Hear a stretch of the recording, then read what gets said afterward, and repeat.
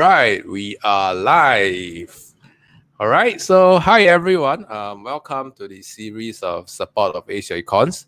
My name is Jeffrey. I'm the Chief Educator of Asia Econs, Singapore's most practice-driven JC Econs Tuition Center. So support of Asia Econs is a community event we have established this year to support our A-level community to help them succeed even beyond A-levels.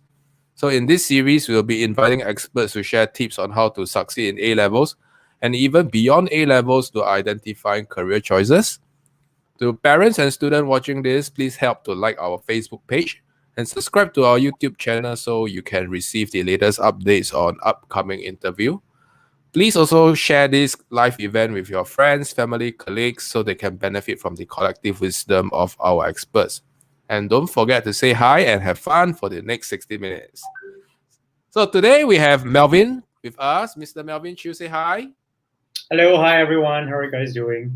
All right. So Mr. Chew was an ex-educator in PW, Project Work Oral Presentation OP. I'm so used to saying the short form PWOP. Southeast Asia History and English Literature.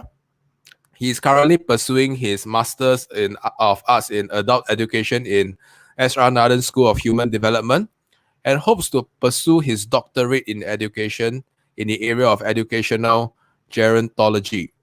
So in his free time, he writes opinion pieces about across a few publications.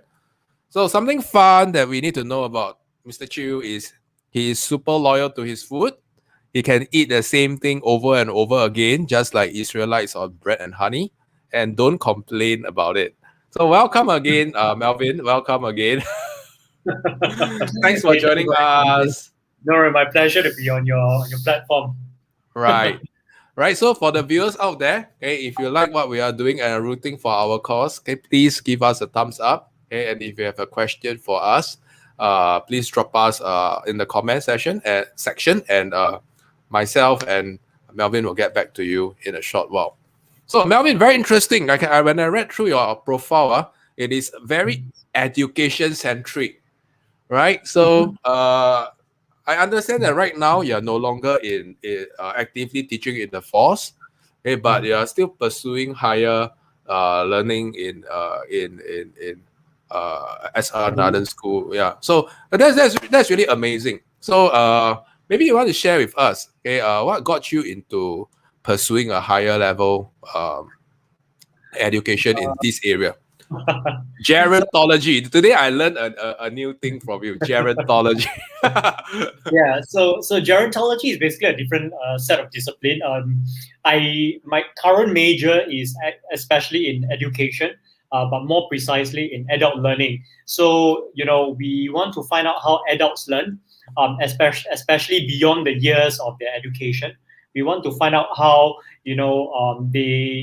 how some sort of educational pedagogies would actually be more suitable for them as compared to primary or secondary or even junior college level kind of handholding. In fact, junior college, because of the certain age range, we may consider them young adults. So some of these methodologies may be applied to teaching junior college students or even polytechnic students. Right. But ironically, as you mentioned, my background has always been very education centric, and unfortunately, right, I don't know, because at this point of time, I'm not in education at all. I'm actually in the business force, so that is quite discombobulating if you must think about it. Yeah. So why pursue that is because I think as Singaporeans, you must always climb the ladder, not just in terms of career, but also to enliven the mind, such that skills can be applied elsewhere. So it's not just in business, but if you are interested, for example, my background was in literature, but I'm right now doing business, so they are completely different areas of interest altogether. But who knows? If society changes and metamorphosize into something different, the different skills may be your lifeboat. Right. So maybe Melvin, you would like to share with us what initially got you into the education field. So prior to your business career right now. You were previously in the force, right? I was aware that you were coaching in JC. So, what got you started back then? Okay, so basically, my education journey began with one of my ex mentor, also my current friend. He is basically a career coach. So he came to school one day, and he was coaching us on public speaking skills. And so I think I must fed pretty well lah. I mean, otherwise he wouldn't have called me. So hey, you wanna facilitate in one of our groups? So that really sort of like kick-started my journey in giving workshops or even teaching formally at various spaces. So that was how it actually started.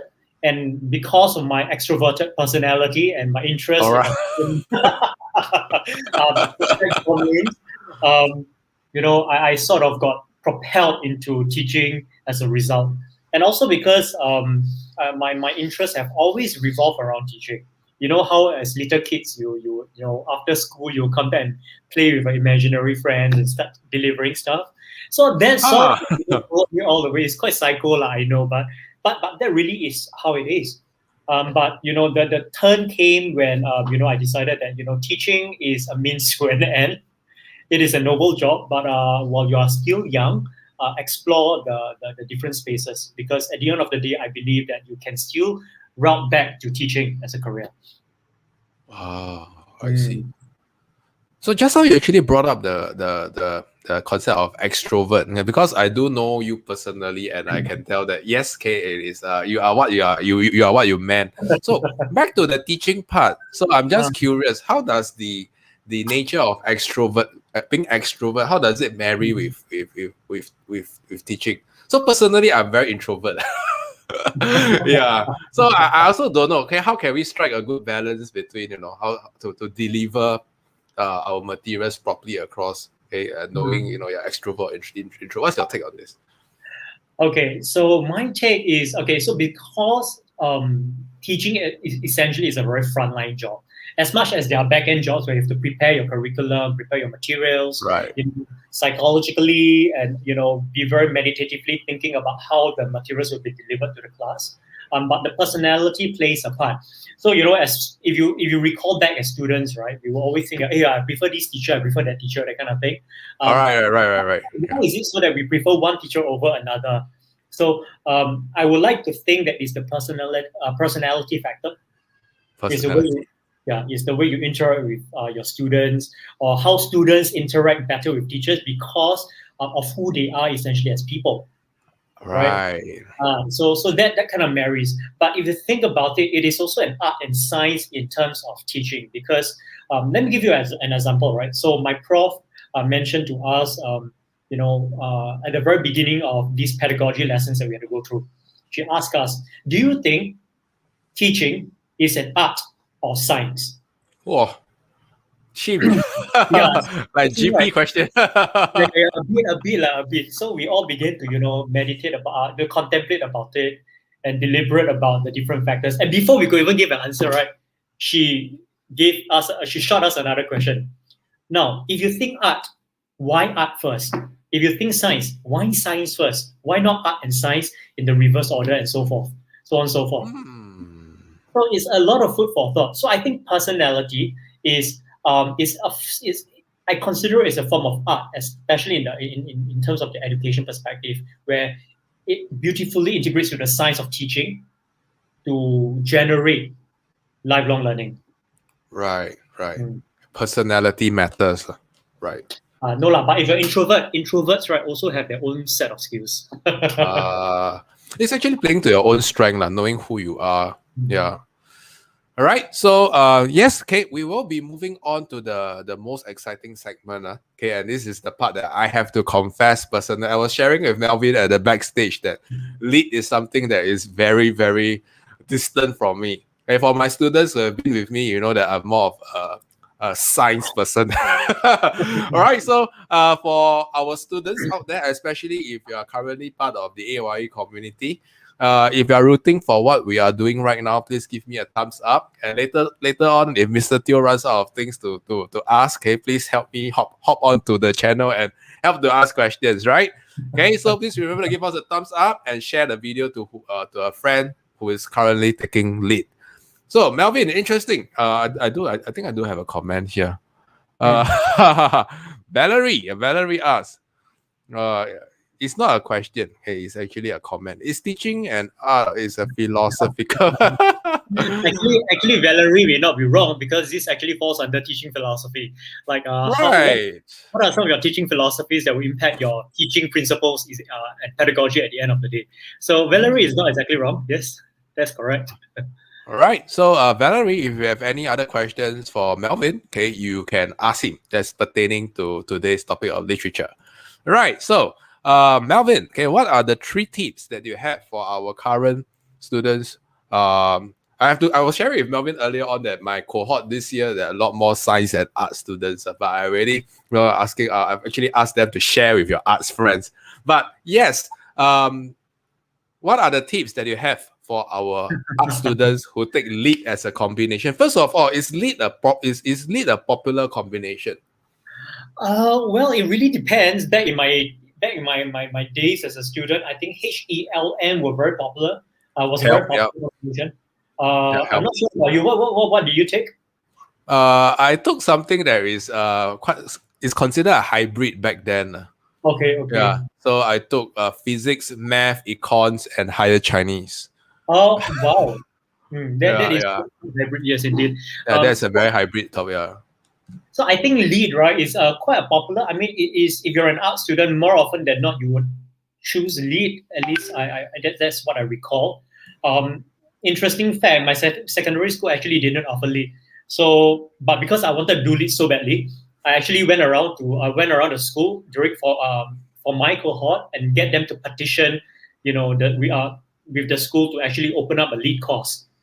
Wow. Yeah, so that was in secondary school. That was in secondary school. So that was basically the nascent, or rather the start of the race for me all the way until I finished my degree in literature.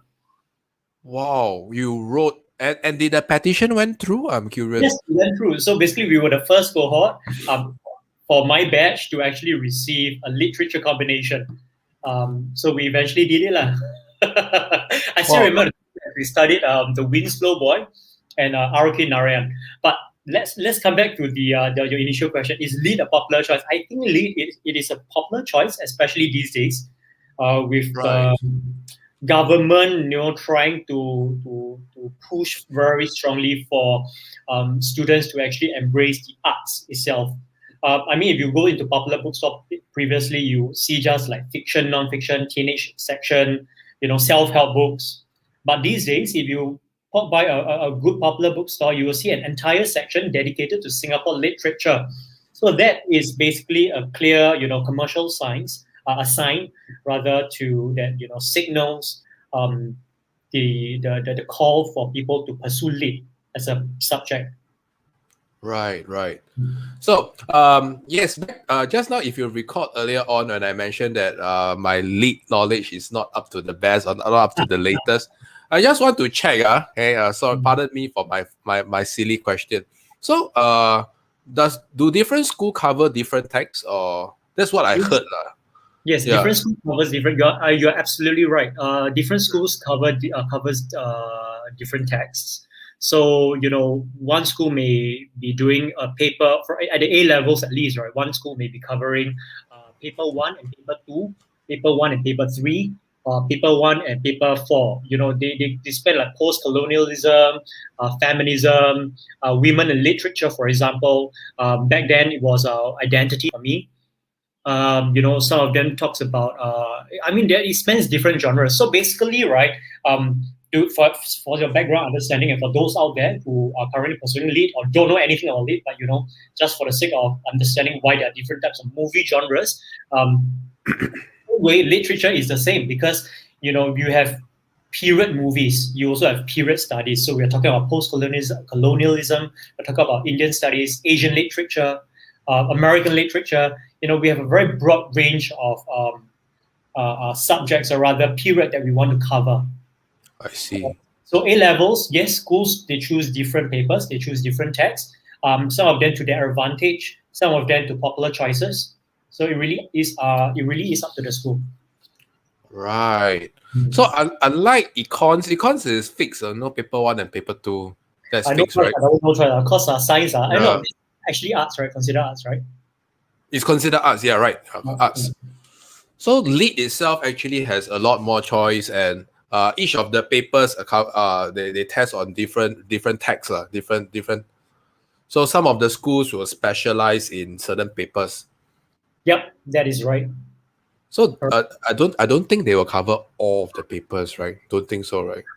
No, like impossible. That you might as well just go straight up to a university level. Okay. Yes, because at the university for your BA level, right? Technically, you finish 5 texts in a semester or even more, right? Wow. Sorry, so that's only for one module, right? So 5 texts for one module, and in a semester you probably take about 4 modules. So 20 texts for 6 months. But at the JC level, you finish 5 texts over 2 years. So Wow. that's the difference. Wow. Okay, cool. Hey, later on I'll get you to share a little bit more. Okay, so hey, thanks for educating me, because from my perspective, there's only paper 1 and paper 2 which are compulsory. I didn't know that there are so many combinations of choice. So what's the first tip that you have for our audience who are tuning in right now, who wants to do well for lead? First and foremost, I think you need to read the texts. Right. The text is like your ticket to understanding what the rest of the people are talking about. It's like, when Game of Thrones came out on television, everybody's like, "What is that? What are you talking about?" And you suddenly feel very FOMO. Yep. Yeah. So understanding the text is first and foremost the ticket to gain entry into the wider discussion. So I remember as a student, I would dedicate one entire Saturday just to finish the text. That is when I was still, in the public schools. But at the university level, you don't have such luxury. Okay, but you still have to read your text, technically speaking. All right. So at the JC level, I would recommend reading at least 3 to 5 times. Reading once for understanding, reading twice to gain into the perspectives, reading thrice to gain critical knowledge. 4th and 5th time really is to gain the focal and interpretative points, so you can actually tackle the exam questions more fruitfully. Hey, I'm just curious, so when you read the text, do you mean that there are students who don't read the text? Yes, absolutely. Oh my goodness gracious me. Let me share with you, Jeff. You will never believe it, okay? So I had a friend, all right, who until the last day of A-levels, I think we were doing, we did paper 5, right, identity. So was it Shakespeare? I think King Lear. She did not finish Shakespeare King Lear. All right. And at the end of the day, she finished the paper with a B. Wow. So am I supposed to interpret this as good or adverse? This is only for the smart students, okay? Why smart student? Because in my second tip, I will give you the cheat sheet. This is something that will not be recommended by most of your. Right. So you asked me about 3 tips, right? So these are the 3 tips I'd like to share. It has also helped me quite a fair bit. Okay. Yeah. So the second tip is basically to read more papers for perspectives. All right, read papers for perspective. So so there's difference between text and papers. Text is the actual textbook, the book itself. That's right. Right. Maybe I will call on you to elaborate on this. Okay. So basically, right, in case the JC students out there, right, are thinking, hey, how do we set essay questions? All right. So, the university libraries actually have a lot of critical reading papers. Or even today, right, in the age of technology and internet, right, academic papers are very widely available on the net, online. So what you want to do is, whatever text you're studying, just go online and search for it. Okay, don't buy Cliff notes, Sparks notes, whatever notes, right? They are written by university undergraduates. So yes, they may be, elaborative enough, but they will not give you perspective. You want to read perspective, you read academic papers. So my friend who scored a B at the end of the day didn't finish reading King Lear, or for that matter, did not finish reading one of her other texts called Fistful of Colors. Right? She also managed to get a B, primarily because she read academic papers. So who are the ones who wrote the? Are they professors or they are those hardcore academians? Is it? Yeah. So academic papers we have. I mean, at the higher learning level, a higher institute of learning level, right? We have three different levels: the bachelor, the masters, and of course the doctorates. So the key, if you read papers who have been written by the undergrads, yes, you may get some perspectives. They may be more current, but think about it. Where do they get the references from? They also get it from the master's paper, right? The people who have written this paper at the master's level. So, read academic papers, go for the masters, or even go for those people who have graduated in that domain of studies. All right. So where do you recommend these papers to be acquired? Is there like a portal that the students should be aware of, like Jstor? Yes. Is it something like that? Yeah, spot on. Jstor is like basically the library for most of our references that we do in schools. So Jstor is a good platform. I think you can sign up for free and get up to 5 papers in a month or a week free. So be very selective and very judicious about the way you select your papers. Right. So I for the viewers out there, okay, I've actually typed out Jstor, Jstor. Not sure whether schools have a paid account that's actually circulated. Back then when I was in my tertiary days, I do get access to that. There's a paid account to that, but I'm not sure. So like what Mr. Chew has mentioned or Melvin has shared, Jstor is a pretty good platform to get academia perspective. Are there any other platforms that you would recommend students to get to get these cheat sheets? Okay, so don't say I see one. Don't say I see. I mean, there are certainly other platforms to go into. Proquest is one of them. The other one would be okay. So mostly I use Jstor, Proquest, the ResearchGate. ResearchGate houses a lot of good papers. They are basically, you basically can download for free. You don't even have to sign up basically, right? So ResearchGate is another one. You can basically search for the keywords, search for the text that you're looking for, and then just click enter, and then a long list of it will basically appear. But some of it can be quite laborious to read. So another way under this particular tip is to read the introduction and read the conclusion to determine whether or not this paper deserves to be printed. We need to save the earth. I said also. Yeah, I mean, I figure that these days, most of my students already have iPad, that kind of thing. Just download the PDF and then just annotate on the PDF. Oh yeah, no need to print, no need to print. That too, yes. So for the viewers out there, okay, I've actually typed out under the comments Jstor and Proquest. Melvin, do you mind helping me to check under the comment section whether they are typed correctly? Yeah. Do you see the top right hand side? There's a comment section where Val asks a Proquest. Is this correct? Yes, that's right. Yeah. So you mentioned there's one more, but I didn't catch that. So what's the last one? It's ResearchGate. ResearchGate. GATE. ResearchGate. Oh, okay. Oh, today our viewers are in for a treat. Suddenly unlock so many. All right. So, ResearchGate, right. ResearchGate basically, I mean, it covers a broad spectrum. I mean, even for Econs paper, I think you can find a fair deal of papers in there. Even for science, physics, chemistry, you'll be able to find some critical studies in there. Right. Right. So Doctorate is free. Jstor you can download. You can sign up for free and download up to 5. Proquest you may need to pay. So Mhm. that may be the last option that you want to go for. Yeah. Hey, I do have another tip.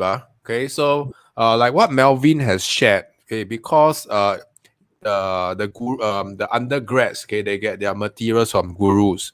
So your teacher, okay, is likely to have a paid account, right? So if you are close to your teacher, hey, please ask, okay, whether they have a paid account, okay, and borrow their login. Okay, all you need to do is to ask lah. Oh, all right. So very interesting. Okay, so reading papers to get perspective. What are your tips for students who don't like to read? You know, even if you give them a cheat sheet, they will tell you that Mr. Chew, no time leh. How Okay, Any so what the cheat sheet is basically, YouTube is very prevalent as well. So what you want to do is to go on YouTube. YouTube.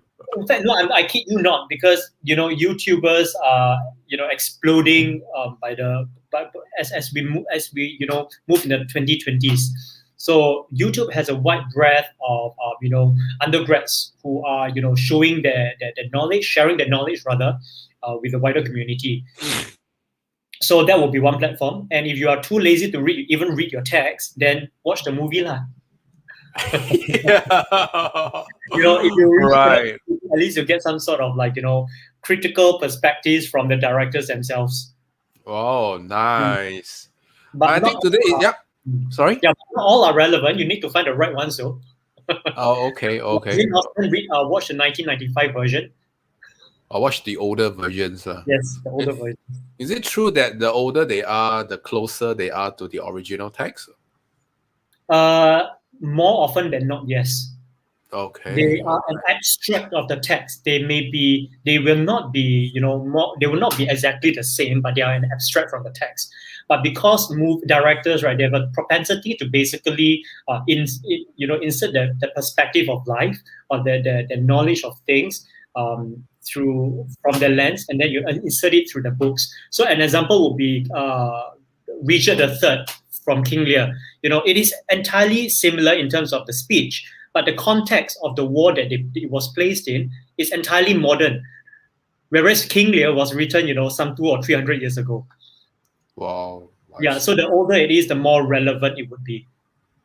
Right. That's a rule of thumb. That's a rule of thumb. Okay. Cool. So we are going to move on to there's a participant who has asked a question. So before we wrap up, okay, we have actually tidied up several platforms: Jstor, ResearchGate, Proquest. Some of them are paid, some of them are free.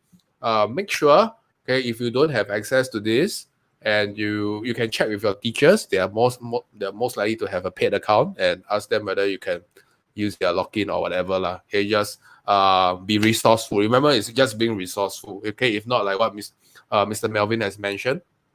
Okay, watch the video itself. All right.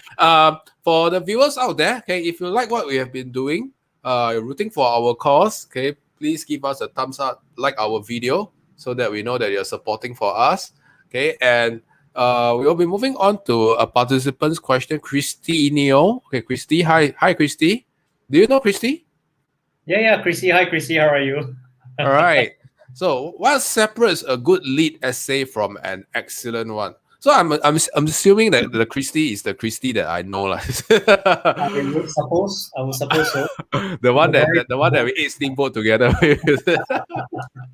Yes, Right. yeah. So I'm going to assume that Christy took lead in JC that and she asked this question. But anyway, Melvin, would you like to take this question? In my opinion, I think what really separates a grade B and a grade A is the critical perspective and the personal response. So one of the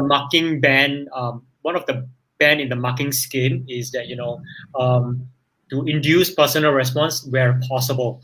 So a student who is likely to have very good structure in his or her paper would generally and of course, if it is well structured and logical, would generally fall under the band D, even with some sort of personal critical analysis.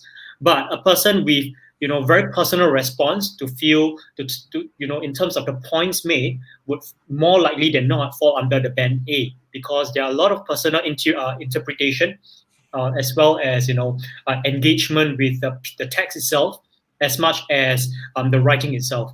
So that basically separates a good B standard lead paper as well from the A standard lead paper. So you mentioned about personal response. So can I interpret it like this? Because earlier on you shared about perspective, right? So are we able to get are we so what you're trying to say is get different perspectives and actually pulling them together to form your own personal interpretation. That is right. So if you fail to read your text, go to tip number 2, because read papers, you sure get perspectives, right? then, because you must understand, it is at the A level. It is tough for a JC student at this point of time to understand the rigor of the assessment. Okay, but you must also understand these assessments are doable. All right. So if you lack perspectives, read papers for perspectives so that you can actually insert into your papers. More often than not, which is why also my friend who did not finish her text managed to get a B, because she had that perspective to insert it into the entire essay. Right. Right. So I think this is really critical. Okay, and all the lead students should be listening to this. So I'm just curious, okay, are there lead students who are not aware that they can read papers for perspectives? Or is this covered in the school curriculum? No, it's definitely not, because in the public school, I mean, it is in the general school curriculum, we will encourage the students to develop a deeper sense of perspectives on their own. On their own, right? Will never come to you and say, "Hey, read this; it will give you a B." They will never tell you this, because it goes against the ethos in general. Right. So let's put it this way. Okay, when we read for perspectives, we are trying to shorten our learning curve and extract all the insights from the people who have been through the path for you. Okay, so I wouldn't call it a so-called a shortcut. Okay, but it's just playing smart, right? Yeah, absolutely. Yeah.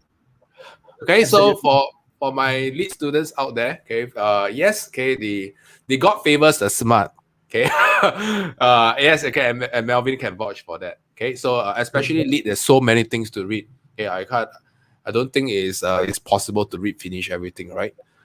Well, they have 2 years to finish reading, so just spend 5 weekends to finish the text. I think it should be simple. All right.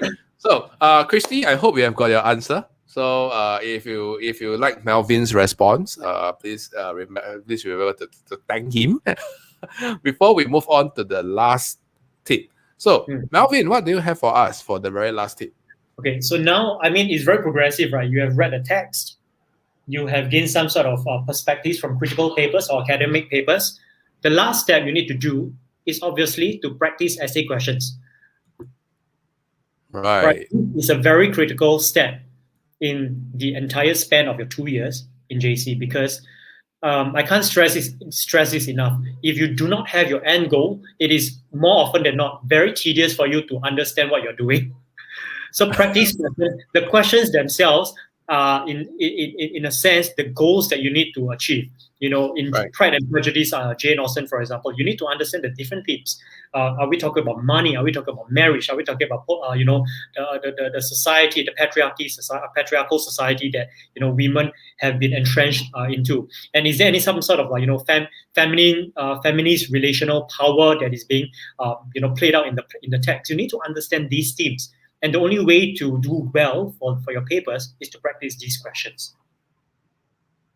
So the practice questions, they'll be offered by the teachers, or they will have access to. I know for Econs they have their own practice package lah. Is it the same as for lead? Do they have like a?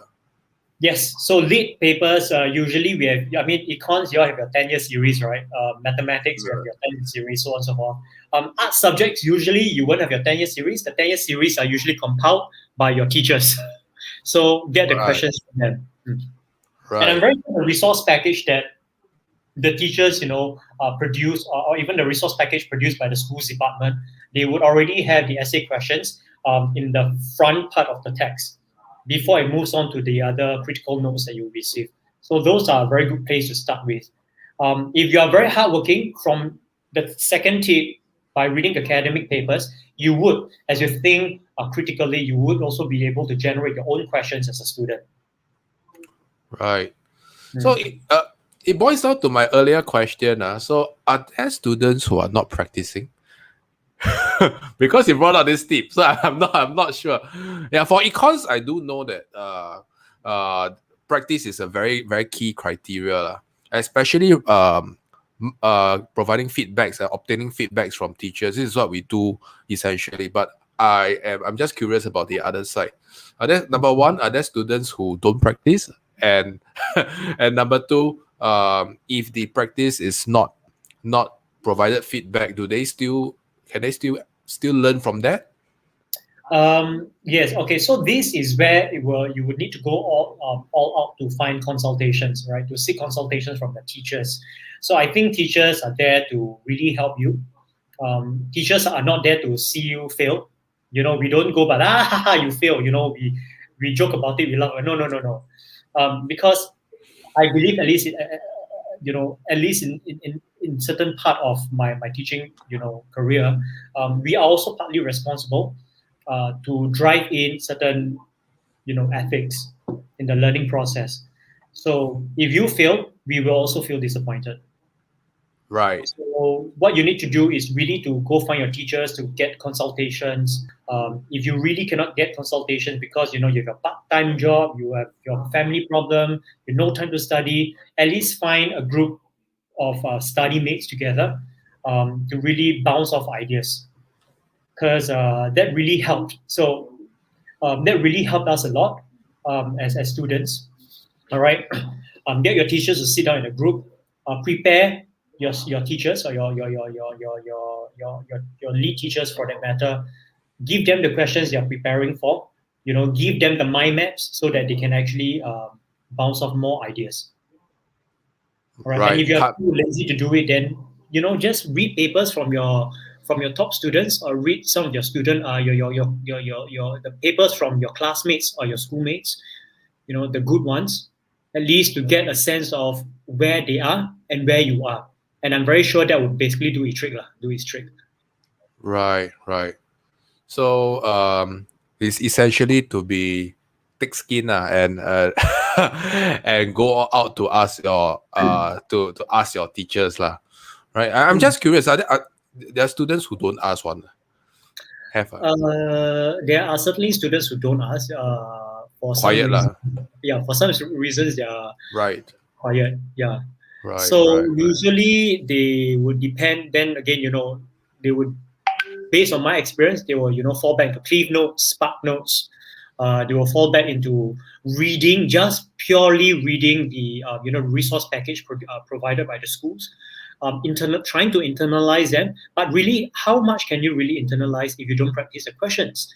So this is a very key step in your revision phase. Right.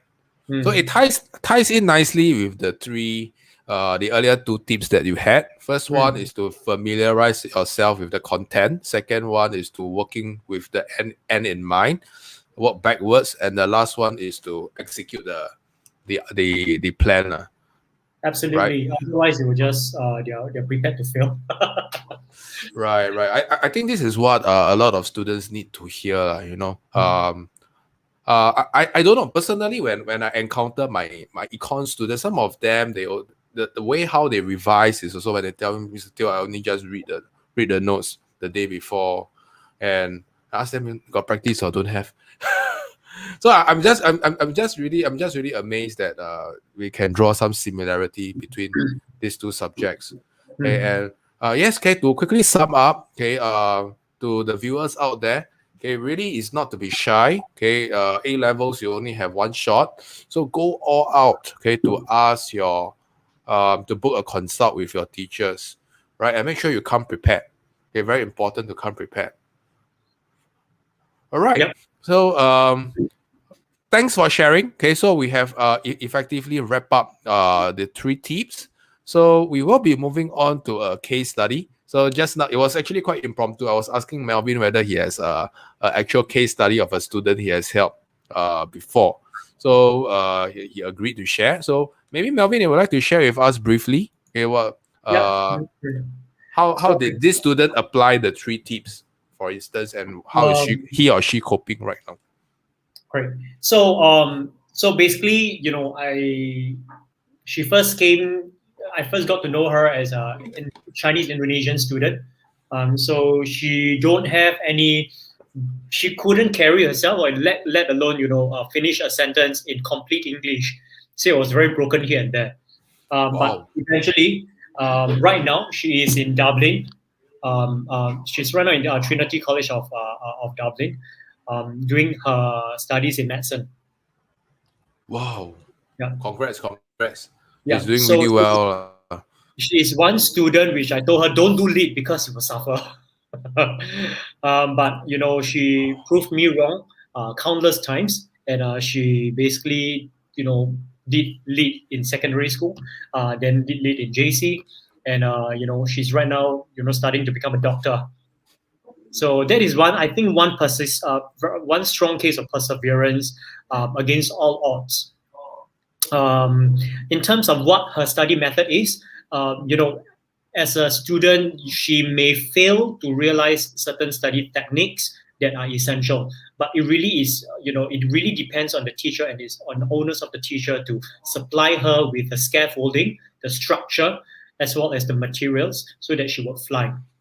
So what I did was to ensure that she, finished her text 5 times. Right? She 5 went. times. She went more than that. Okay, 5 times to the viewers out there. 5 times. Okay, rule of thumb. Right? And that's if you have time. Like, if not 3 to 5 times. That's my given. But she did it more than 5 times. All right. right. The second one would be I presented her with a lot of academic papers because she is also an introvert. She's not an extrovert. So sometimes she is the quiet student at the back of the class. All right. And provided her with a lot of papers. So I'm very happy to say that she's currently doing very well in life. Not because she has a place in the university to study what she wants to study, but because she is very clear about what she wants in life and she pursues it. Right. So with her attitude and her mentality, I think she will go very far. So I'm going to assume that she also preached that was actively preaching the 3rd tip of finding you to go through her practice questions. Yeah. She was quite persistent. Quite persistent. Right. Okay, so that's I sincerely wish her all the best. I hope is she returning back to Singapore to practice medicine? I am not very sure, but she definitely has a house here. So I'm not very sure. I will need to catch up. The last time I spoke to her was actually some last year, before she flew to Dublin for her to continue her semester. Right, Ireland, yeah. All right. So we are coming to an end to this interview. So Melvin, okay, from the perspective of a former educator, right now you're still in education, no doubt. To the current batch of A-level students, what is your one singular message that you have for them? Okay, so as lead students, right, you need to be very, very mindful about the gossips that goes around in the stories. So literature is essentially gossips. So you want to pay attention to those little focal points, all right? And at the same time, you want to make sure that you treat these readings as the Bible, all right? So that is the only way you're going to pass a lead, or at least get a I don't know your levels, but if you want to do really, really well, know your text and be very engaged in the text. Okay, sometimes you can go into one character to think about how they think in the text. Next moment, you can go into another character to look at how they view the world in the context of your textbooks. You can become schizophrenic, but that is the only way to enjoy the text itself. Wow, that term is used so precisely. All right. thank you for your tip. So for the A-level students out there, okay, like what Mr. Melvin has mentioned, at least 5 times, gaining different perspective and practice your papers. So we have come to the end of today's session. So once again, if you like our community series, please like our Facebook page or subscribe to our YouTube channel to receive latest updates on upcoming interviews. So once again, thank you, Melvin, for participating. Thank you. And we will Right. see you next week. Or rather, I will see you in the following week. Okay, this will be a fortnight series. All right. So see you guys. Goodbye.